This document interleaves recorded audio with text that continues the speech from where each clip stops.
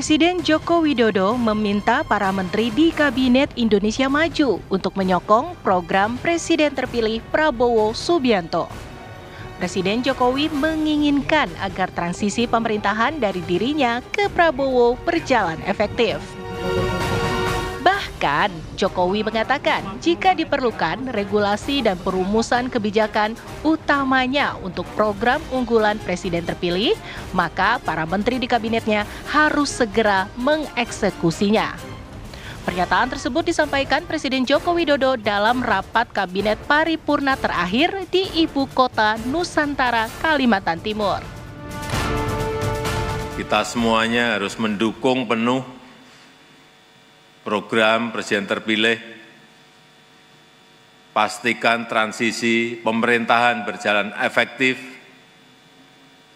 Jika diperlukan regulasi baru, jika diperlukan perumusan kebijakan yang harus segera dibuatkan,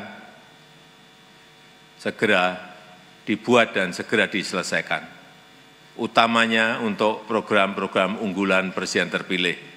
Agar setelah dilantik pemerintahan baru bisa segera bekerja dan berlari kencang. Meski Prabowo tak membentuk tim transisi, Presiden Jokowi mengakomodasi banyak kepentingan Prabowo di ujung pemerintahannya. Sebelumnya, Presiden Jokowi telah membentuk Badan Gizi Nasional pada 19 Agustus lalu untuk menjalankan program makan bergizi gratis yang merupakan kampanye Prabowo Gibran dalam pemilihan Presiden 2024. Lantas, apakah ini merupakan karpet merah Jokowi untuk Prabowo meneruskan pemerintahan berkelanjutan? Lalu akankah Jokowi menerima peluang menjadi Watimpres dan mendampingi Prabowo hingga tuntas menjadi presiden? Tim TV One mengabarkan.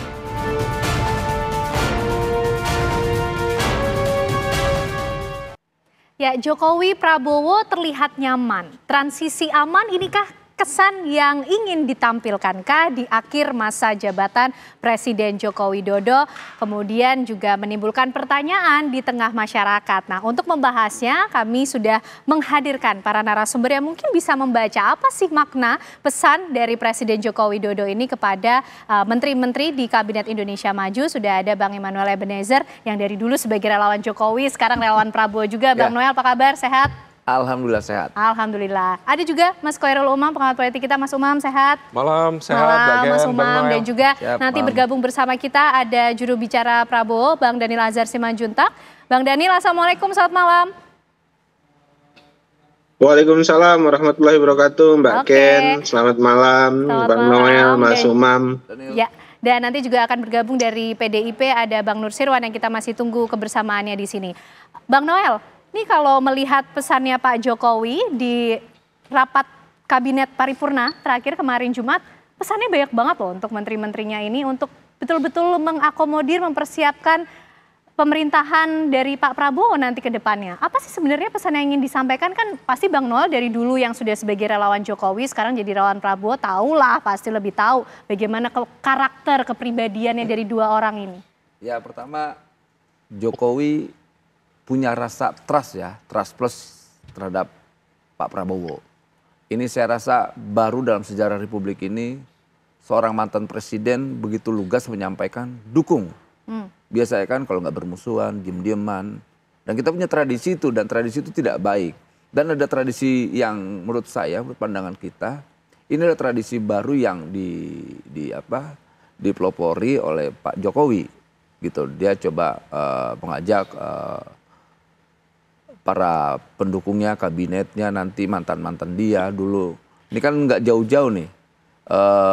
Pemerintahan Pak Prabowo nanti pasti banyak juga orang-orang yang dulu pernah di pemerintahan Pak Jokowi. Ya. Gitu. Dan itu udah pasti lah ya, bisa kita analisa. Oke. Dan jelas sekali pesannya bahwa pemerintahannya harus didukung. Karena ada program-program yang menjadi program prioritas Pak Prabowo, apalagi di kampanye soal makan bergizi gratis.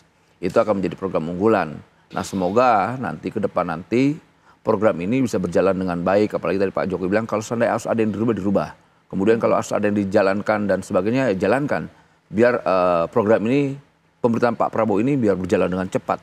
Jangan ada diganggu-ganggu lah, karena kita mau dalam menghadapi 2045 ini Indonesia unggul itu benar-benar bisa terwujud ya. Dan kita tidak mau pemerintahan Prabowo Gibran ini malah diganjal dengan hal-hal yang sebetulnya tidak terlalu substansial gitu loh. Dan kita mau bicara ke depan itu bicara tentang basisnya kinerja dan kerja. Makanya ya semoga aja ini menjadi ekspektasi kita lah sebagai anak bangsa, punya pemerintahan yang bisa berjalan dengan cepat gitu. Dan ini menurut saya pemerintahan Pak Prabowo ini pemerintahan yang bisa diandalkan oleh rakyat. Walaupun kita lihat ini kan belum bisa mengambil sebuah kesimpulan kita ya, seperti apa pemerintahan ke depan ini. Tapi saya punya keyakinan bahwa Prabowo Gibran ini sosok pemimpin yang bisa diandalkan lah buat kerja-kerja kebangsaan dan menuju 2045. Oke, itu dari point of view Presiden Joko Widodo. Kalau dari point of view-nya Pak Prabowo, Bang Daniel, ini perintahnya tidak hanya jelas, tapi detail. Kalau dari Presiden Jokowi tadi, kalau Bang Noel membacanya ini adalah wujud trust, percaya begitu dengan pemerintahan yang baru. Kalau dari sisi Pak Prabowo melihat sikap, pesan yang disampaikan Presiden Jokowi ini apa maknanya? Iya, kan memang sejak awal Pak Prabowo sudah menyampaikan secara terbuka bahwasannya salah satu visi utama Pak Prabowo itu adalah melanjutkan pemerintahan dan program Pak Joko Widodo. Dalam pemaknaan yang lebih spesifik, beliau sering menyebutkan melanjutkan, memperbaiki dan menyempurnakan. Tentu semua kebaikan-kebaikan, kemajuan-kemajuan itu harus dilanjutkan. Kalau ada yang kurang tentu harus diperbaiki, kemudian harus disempurnakan. Nah, dalam komitmen visi seperti itu, Pak Prabowo ternyata mendapat, tadi istilah Bang Noel bagus sekali, trust dari Pak Jokowi. Nah, trust itu ditunjukkan dengan sikap Pak Jokowi yang memberikan tadi istilah naratornya Kompas, TV One itu adalah karpet merah. Dan faktanya memang Pak Jokowi membantu mempersiapkan pemerintahan Pak Prabowo nanti, dan fasilitasi terhadap itu dilakukan Pak Jokowi dengan maksimal. Dan ini menjadi best practice sebenarnya Mbak Ken bagi pemerintahan-pemerintahan di masa yang akan datang, di mana ada transisi, peralihan pemerintahan, peralihan kepemimpinan yang dilakukan dengan sangat smooth, dengan sangat baik, saling dukung. Bahkan pemerintahan yang akan digantikan itu memfasilitasi sampai dengan sangat detail agar pemerintahan berikutnya, dalam hal ini Pak Prabowo, itu ketika sudah dilantik itu sudah siap dengan semua agenda yang akan dibawa di 5 tahun ke depan, sehingga tidak memulai dari awal, atau sering kita sebut sebagai selama ini kan kita mengenal istilah cancel culture, seolah-olah kalau yang berasal dari pemerintahan sebelumnya itu harus dinegasikan, dinolkan, dan mulai baru lagi. Nah, dalam konteks Pak Jokowi dan Pak Prabowo ini ada kesinambungan, keberlanjutan yang konsisten akan terjadi. Ada perbaikan ya pasti, ada penyempurnaan dengan program-program yang akan jauh lebih baik ke depan. Jadi bagi Pak Prabowo ini adalah trust dari Pak Jokowi, bagi Pak Jokowi ini adalah komitmen keberlanjutan yang sangat positif. Kira-kira begitu Mbak Ken. Nampaknya feedbacknya nih positif sekali ya antara Presiden Joko Widodo dengan Presiden terpilih Pak Prabowo, Mas Umam. Tapi kemudian sikap Presiden Jokowi yang sebegininya nih Mas, ini suatu hal yang wajar dalam masa transisi pemerintahan yang lama ke yang baru, atau ada makna spesial sebenarnya? Wajar dengan makna spesial. Oke, lengkap berarti ya. Lengkap. Karena begini, kalau misal kita coba berangkat dari konteks good governance ya, di sejumlah pengalaman pemerintahan transisional itu seringkali memang dihadapkan pada situasi yang tidak mudah. Bukan hanya dalam konteks konsolidasi kekuatan politik di internal koalisi, tetapi juga dalam hal teknis dan juga strategis, seringkali kemudian mereka dihadapkan pada belum adanya aturan, kemudian mekanisme yang memang belum terjaga dan sebagainya. Misalnya terkait dengan konteks kebijakan khusus, entah itu makan gratis dan sebagainya. Kalau misal kepresnya belum ada, kemudian peraturan menterinya belum ada, itu juga akan keteteran. Dan itu butuh beberapa bulan itu untuk menyiapkan itu. Nah oleh karena itu kalau misal kemudian yang disampaikan Pak Jokowi tadi konteksnya adalah pesan keberlanjutan, kemudian bisa menjembatani konteks transisi itu, tentu sangat baik. Dalam konteks keberlanjutan, maka itu menjadi penegasan bahwa Pak Jokowi menjembatani ini sebagai sebuah proses kelangsungan pemerintahan yang akan datang. Tetapi yang memang yang spesial nasi goreng makan telur aja itu spesial. Begini, kalau misal kita cermati ada satu adagium sering disampaikan oleh Milton Friedman. Dia sering mengatakan ada salah satu bukunya 1975 itu, there is no such thing as a free lunch. Bahasa kita ya nggak ada makan siang gratis.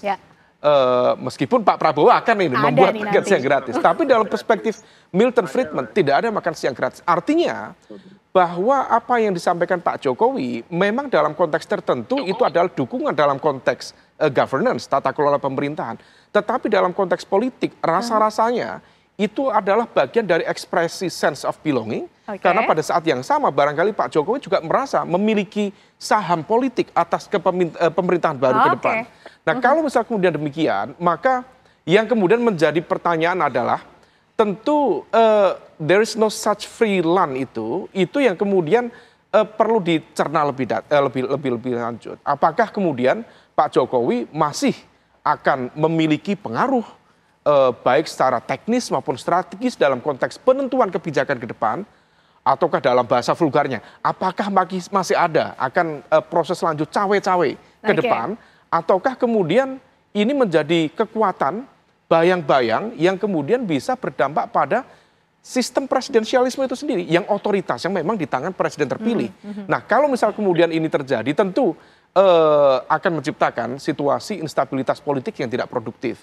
Nah oleh karena itu ini di satu sisi harus kita cermati, tetapi di sisi lain tentu rasa-rasanya Pak Prabowo dan juga lingkar dekatnya tampaknya harus menjaga situasi supaya kemudian tidak ada fenomena matahari kembar di dalam konteks pemerintahan baru atas nama punya saham politik yang besar dalam proses pemenangan kemarin, tetapi kemudian dalam proses praktiknya barangkali ada situasi yang kemudian bisa berpotensi memunculkan gejolak ke depan.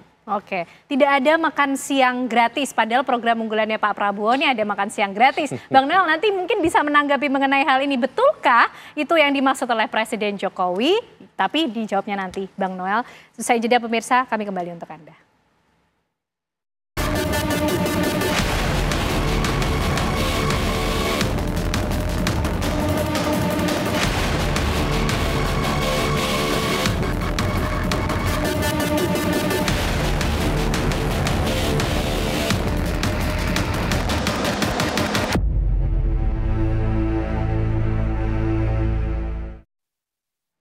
Ya pemirsa, kita masih akan memaknai bagaimana kemudian gambaran kenyamanan yang nampaknya ditampilkan oleh Presiden Joko Widodo dan juga Presiden terpilih Prabowo Subianto. Bang Noel, betulkah kemudian tidak ada makan siang gratis ini? Walaupun Pak Prabowo program unggulannya makan siang gratis gitu. Ini yang ingin diisyaratkan oleh Pak Jokowi ke Pak Prabowo begitu? Salamannya kayaknya erat sekali loh. Ya pengertian atau definisinya kan harus kita pahamin dulu. Memang tidak ada makan siang yang gratis dalam konteks politik yang pragmatis ya. Tapi saya melihatnya dalam konteks ini ya memang tidak ada makan siang yang gratis, karena harus berbayar ke rakyat.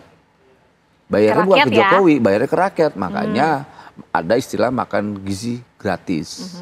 Ya Jokowi berharap bayarlah ke rakyat, jangan bayar ke saya. Gitu. Karena hari ini kekuasaan yang dia dapati ya itu kekuasaan yang bekerja untuk rakyat.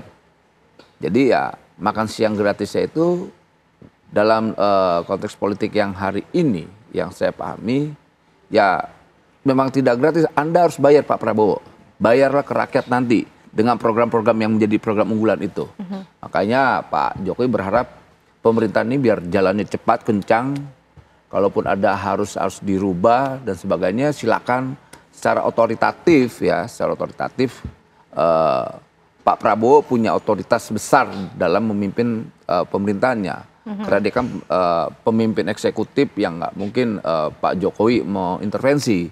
Karena memang ada narasi seakan-akan bahwa Pak Prabowo ini dibawa bayang-bayang Pak Jokowi. Saya katakan tidak.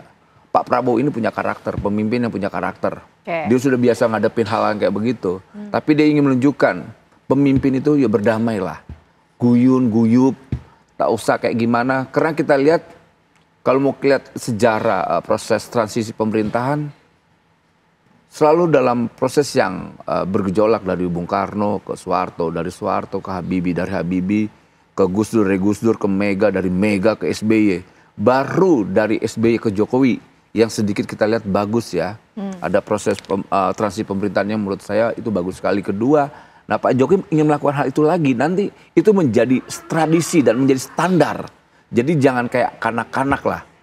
Ganti presiden ngambek-ngambekan gitu loh. Dan itu ternyata tidak bagus. Dan Pak Jokowi sudah memberi standar proses transisi pemerintahan itu begini, gitu. Lepas suka tidak suka, kita sudah mendapatkan pemerintahan yang legitimit. Jadi tak usah lagi bikin kegaduhan-kegaduhan politik yang hanya merusak bangsa ini. Kalau mau ya kita bicara program. Kalau mau lagi nanti tunggu 5 tahun ke depan, tawarkan program-program yang benar-benar bisa berpihak kepada rakyat. Makanya betul sekali soal makan yang tidak gratis itu betul. Tapi ya tadi itu saya bilang, bayarlah ke rakyat. Gitu. Bayarannya ke rakyat. Berarti yang ingin digambarkan ini sebenarnya kedewasaan berpolitik loh yang tercermin dari Presiden Joko Widodo dan juga Pak Prabowo. Tapi Bang, kalau itu bisa dipastikan bayarannya ke rakyat aja. Lalu ada juga kayaknya tawaran ke Pak Presiden Jokowi untuk menjadi one team press untuk kemudian mendampingi Pak Prabowo nanti sampai tuntas masa pemerintahannya. Itu kan ya jabatan yang sebenarnya tidak terlalu strategis lah, cuma simbolis doang. Itu bukan hal yang strategis, dia tidak punya hak eksekutif, tidak punya hak eksekutor. Ya nggak apa-apa, dan siapapun bisa di situ kan nanti. Itu sama kayak one team press lah. Gitu, bisa siapa tokoh-tokoh bangsa hadir di situ. Kemudian juga Mega juga bisa di situ, Pak SBY juga bisa di situ. Jadi gitu. Disikapi biasa saja. Nggak ada hal strategis di situ. Ya kan itu jabatan seremonial doang, bukan jabatan eksekutif. Baik. Bang Daniel, ini kalau pembicaraannya mungkin lebih intim lagi antara Pak Prabowo dengan Pak Jokowi, ini apa sih sebenarnya yang disampaikan? Kok nampaknya mesra sekali begitu, nyaman sekali, padahal sebelumnya sempat juga diisukan wah ada keretakan nih. Apakah ini ingin menjawab mengenai isu yang sempat beredar itu? Ya, isu-isu yang beredar tentang keretakan ya kan memang sebagian pihak memang menghendaki ada keretakan, karena dengan keretakan ada keuntungan yang secara politik yang bisa diperoleh oleh pihak-pihak tertentu yang secara masif terus menghembuskan perpecahan, keretakan, di satu sisi menyanjung Pak Prabowo, di sisi lain menjelek-jelekan Pak Jokowi atau sebaliknya dan seterusnya. Tapi yang jelas posisi Pak Prabowo dan Pak Jokowi sampai dengan detik ini saling mendukung. Tadi kata kuncinya trust antara satu dengan lainnya, dan ini ingin dijaga oleh Pak Prabowo terus-menerus, dan bukan hanya dengan Pak Jokowi tapi juga dengan Pak SBY sebagai presiden sebelumnya, pun demikian dengan Bu Megawati. Beliau-beliau bertiga yang hari ini masih ada, mantan-mantan presiden nanti pasti akan menjadi orang-orang yang paling banyak dimintai saran dari oleh Pak Prabowo, karena beliau-beliau ini tentu memiliki perspektif yang juga luas dan paripurna terkait dengan agenda-agenda pembangunan di masa yang akan datang.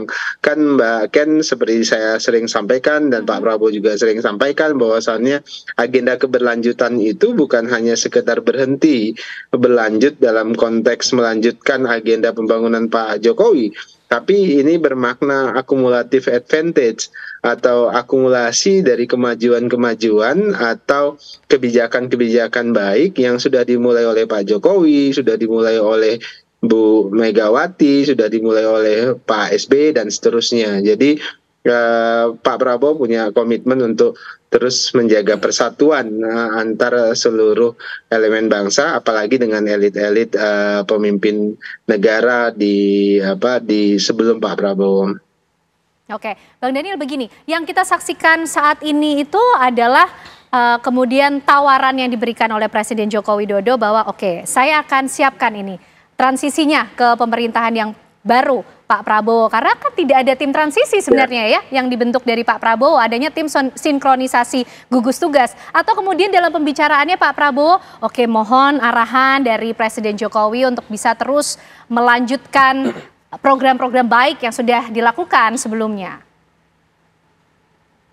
Pak Prabowo kan bagian dari anggota kabinet Pak Jokowi, sehingga tahu persis apa yang harus dilanjutkan, apa yang harus diperbaiki, dan kemudian disempurnakan. Jadi dialektika antara Pak Prabowo dan Pak Jokowi kan prosesnya sudah sangat panjang, sehingga Pak Prabowo sejak awal merasa tidak dibutuhkan tim transisi, karena proses transisi itu bisa dilakukan selama beliau berdua bekerja di dalam pemerintahan pada saat ini. Yang ada tentu adalah tim sinkronisasi yang dipimpin oleh Pak Sufmi Dasko, dan tim sinkronisasi juga bekerja dalam rangka tadi mempersiapkan agenda-agenda pemerintahan Pak Prabowo yang harus diakomodir sesegera mungkin, ya, termasuk misalnya tentang postur APBN 2025 dan seterusnya, supaya kemudian ketika Pak Prabowo nanti dilantik, Pak Prabowo sudah siap bekerja, akhirnya tinggal tancap gas, kira-kira begitu, Mbak Ken.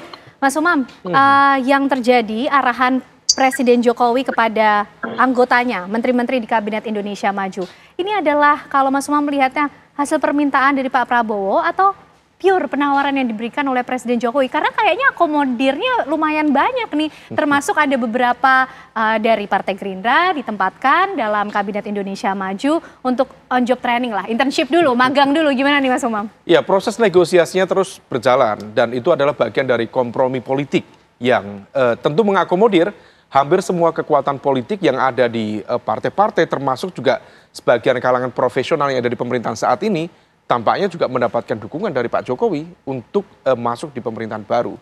Maka dalam konteks ini bisa dimaknai bahwa ada, dalam satu sisi ada keselarasan cara pandang antara Pak Prabowo dengan Pak Jokowi.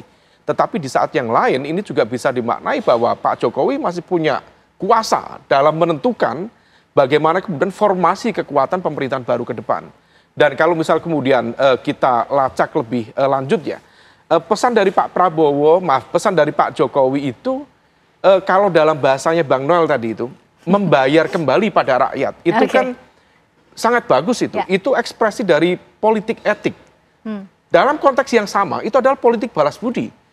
Persoalannya atau yang menjadi tantangannya, balas budi dalam konteks politik etik itu apakah kemudian memang terdeliver pada rakyat, ataukah jangan-jangan pada lingkar dekat Pak Jokowi yang kemudian termanifestasikan dalam misalnya tentu bicara tentang konteks kepentingan, kalkulasi politiknya cukup beragam. Bukan hanya konteks menitipkan orang, tetapi juga political protection, legal protection terhadap lingkar dekatnya Pak Jokowi.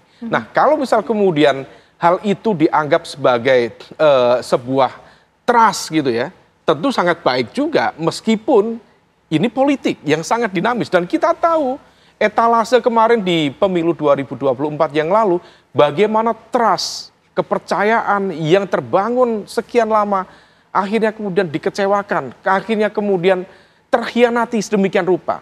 Artinya bahwa dalam konteks pertarungan politik, that's real politics. Dan dalam konteks pola relasi antara Pak Jokowi dengan Pak Prabowo, tentu di level ini kasat mata alhamdulillah baik-baik saja, tetapi belum tentu nanti proses berjalan karena dinamikanya juga cukup beragam. Nah, dalam konteks ke depan, trust ini bisa dimanifestasikan sebagai sebuah bentuk dukungan, tetapi juga bisa dimaknai sebagai sebuah upaya politik balas budi sekaligus titip badan supaya kemudian lebih aman, lebih nyaman dalam konteks politik, hukum, dan lain sebagainya. Karena mengutip dari Pak ini ya, Budi Ari ya, sekarang menjadi Menkominfo.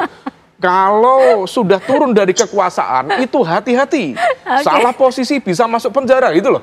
Waduh, itu kan siapa ini Bang Muni yang menyampaikan, sekarang Pak Menkominfo. Artinya bahwa dalam konteks real politics itu menjadi sesuatu yang sensitif, maka kemudian perlu backup kekuatan politik.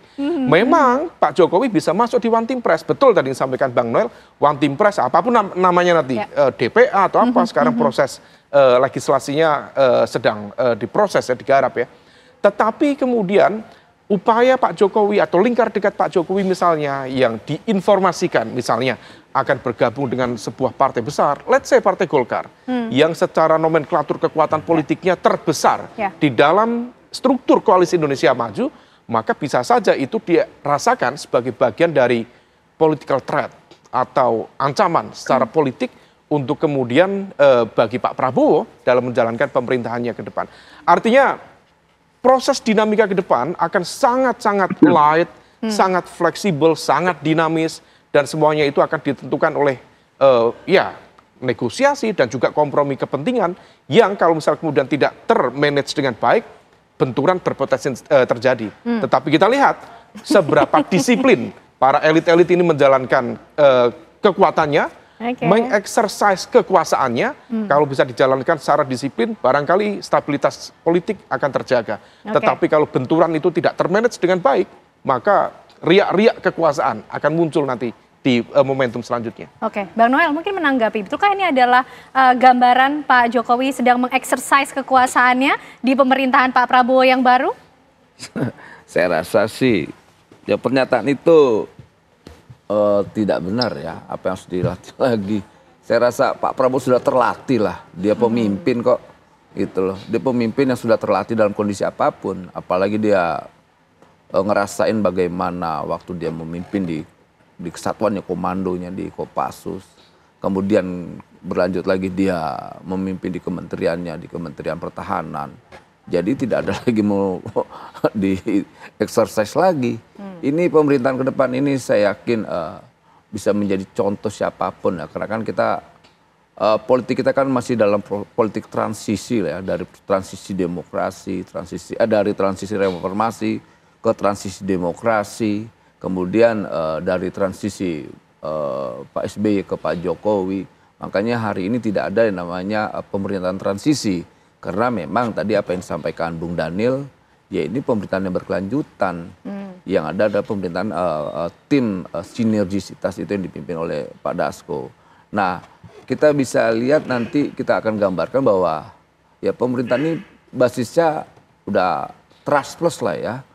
Mereka sudah saling percaya, kemudian tinggal programnya dijalankan aja. Ini kan tidak lagi bicara tentang persoalan politik lagi lah. Pak Jokowi itu sudah muak lah bicara politik. Dia mau udah kerja aja lah. Kalau seandainya terus bangsa ini hanya ribut persoalan-persoalan politik, ya akhirnya kita tersandra energi kita ya di situ-situ aja. Akhirnya kita punya cita-cita, punya program untuk 2045 membangun Indonesia unggul. Akhirnya kita ketertinggalan dan Pak Jokowi tidak mau. Bangsa ini harus tetap berjalan lah. Lepas ada yang mau ngambek, ada yang mau ngerusak, ada yang mau adu domba. Biarkanlah sejarah yang akan menghukum mereka. Kita sebagai rakyat tetap ingin jadi pemimpin yang bekerja untuk rakyat ya. Makanya betul, tidak ada makan siang yang gratis. Jadi bayarlah untuk rakyat nanti. Karena rakyat kan pemilik saham terbesar dalam proses pemenangan Pak Prabowo di 2024 ini. Bang Daniel, tentu masyarakat Indonesia pasti senang lah kalau melihat para pemimpinnya ini bersatu, rukun ya, seperti yang kita lihat sejauh ini antara Pak Jokowi dan juga Pak Prabowo. Tapi apakah sikap yang kita lihat saat ini adalah juga upaya untuk memastikan bahwa nanti hubungan ini akan tetap baik-baik saja meskipun seperti yang dikatakan Mas Umam tadi akan ada mungkin dinamika politik atau mungkin saja potensi benturan yang bisa saja terjadi antara Pak Jokowi dengan Pak Prabowo. Karena masih ada loh Bang Daniel yang nampaknya juga belum ketemu sampai saat ini ya. PDIP misalnya. Gimana Bang Daniel? Iya, Pak Prabowo itu selalu bersikap otentik Mbak Ken. Jadi Pak Prabowo itu jarang berpura-pura, artinya apa yang beliau sampaikan apa yang menjadi sikap politik beliau atau sikap kerja beliau itu artinya itulah yang sesungguhnya. Jadi Pak Prabowo ini kan satu kekurangan beliau agak tidak pandai membuat citra dan pencitraan, dan itu yang sampai hari ini konsisten diperlihatkan oleh Pak Prabowo. Kemudian kedua, dinamika politik pasti akan terus terjadi, dan itu hal yang biasa. Kalau kemudian ada perbedaan, ada sikap politik yang berbeda, itu adalah hal yang wajar karena itulah fakta demokrasi. Artinya proses demokratisasi kita memang harus melahirkan perbedaan-perbedaan sikap politik. Tinggal bagaimana kita menyikapi perbedaan itu secara dewasa. Dan Pak Prabowo sudah matang sebagai seorang demokrat. Pun demikian Pak Jokowi, pun dengan presiden-presiden kita sebelumnya, Pak SBY, Bu Megawati, dan seterusnya. Jadi demokrasi kita agaknya menuju kematangan dinamis tersebut. Jadi dinamika sekeras apapun, saya berkeyakinan akan selalu menemukan titik temu yang kemudian membuat kita bisa bersatu dan bekerja untuk kepentingan rakyat banyak.